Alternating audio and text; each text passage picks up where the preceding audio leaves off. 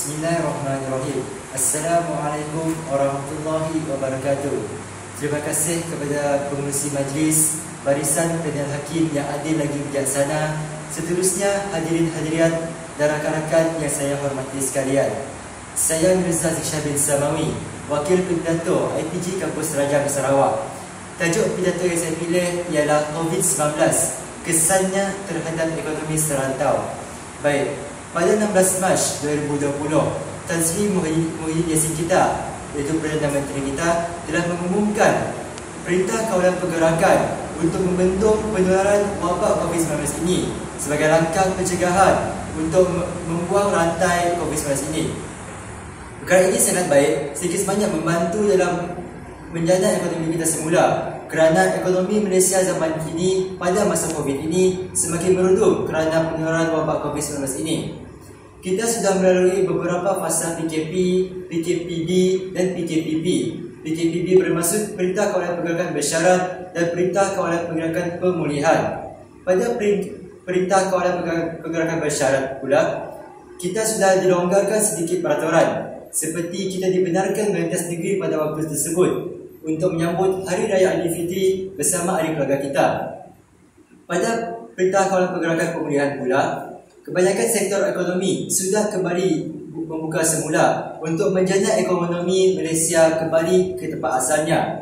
Sepanjang PKP tersebut, banyak sektor yang merudum, terutamanya sektor perniagaan. Mengikut statistik, 66% sektor perniagaan merudum semasa PKP. Mengapa? Kerana semasa PKP tersebut, banyak sektor perniagaan diarahkan untuk tutup untuk mengelakkan ramai rakyat Malaysia untuk keluar membeli barang. Tidak semua premis perniagaan ini ditutup. Malahan, ada juga premis perniagaan ini masih dibuka untuk memberikan keperluan asas kepada rakyat Malaysia untuk teruskan keberlangsungan hidup. Jadi perkara ini membantu mengelakkan krisis ekonomi yang sangat ketara dalam negara Malaysia. Selain itu juga, hadirin hadirat ya, kita dapat melihat bagaimana sektor ekonomi pengangkutan kuda terjejas. Seperti kita melihat bagaimana pengangkutan seperti e-hailing, iaitu Grab dan sebagainya, susah hendak mendapatkan sumber pendapatan mereka kerana banyak rakyat Malaysia akur dengan Perintah Kawalan Pergerakan ini dan tidak keluar pun untuk pergi ke sana ke sini. Dan perkara ini adalah sedikit sebanyak membantu dalam penularan wabak COVID-19 ini. Seterusnya hadirin hadirat ya, Datuk Seri Ismail Sabri Yaakob, beliau telah menetapkan dan melaksanakan beberapa peraturan semasa Perintah Kawalan Pergerakan ini. Antaranya penjara selama 6 bulan ataupun denda RM1,000 kepada orang yang tidak akur dengan Perintah Kawalan Pergerakan ini.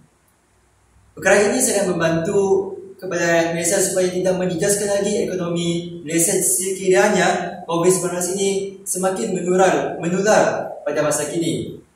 Seterusnya, hadirin hadirat ya, sektor pelancongan pula semakin terjejas kerana sekatan dari dalam dan luar negara terhalang. Contohnya, pihak negara luar seperti Amerika Syarikat dan sebagainya tidak dibenarkan masuk ke negara Malaysia ini atas pencegahan wabak COVID-19 ini. Kita juga tidak dibenarkan untuk melancong ke luar negara untuk bersukaria, untuk mengelakkan kita membawa penyakit daripada negara luar.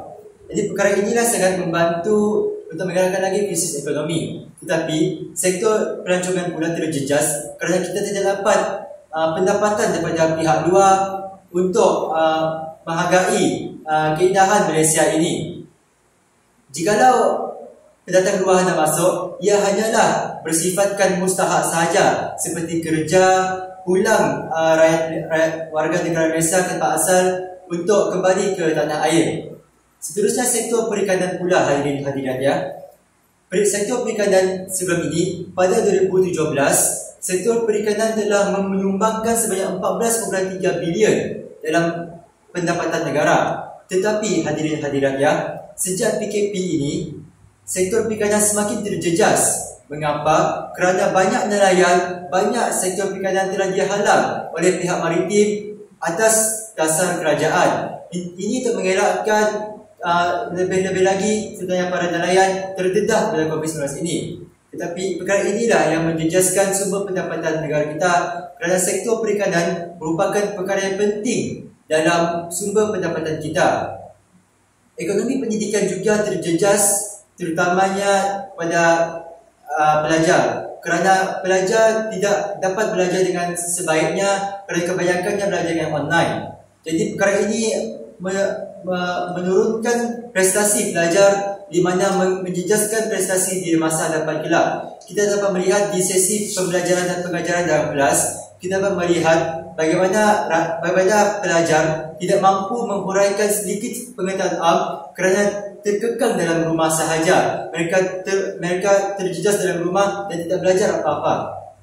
Tetapi dari segi penggunaan aplikasi Zoom, Google Meet dan sebagainya, ia membantu dalam sektor ekonomi dari segi penggunaannya, kerana banyak sekarang ini penggunaan aplikasi internet semakin berleluasa. Jadi pada pendapat saya, COVID-19 ini memang menjejaskan ekonomi serantau dari pelbagai aspek. Jadi kita sebagai rakyat Malaysia hendaklah bekerjasama dan membantu sesama sendiri demi mengekang penularan wabak ini. Kita jaga kita stay at home. Dan sekarang ini kita tengah menjalankan proses pemulihan, itu Perintah Kawalan Pergerakan Pemulihan. Jadi walaupun sudah dilonggarkan beberapa peraturan, tetapi ingat, kita sebagai rakyat Malaysia perlulah sentiasa ingat bahawa COVID-19 ini masih berada bersama kita.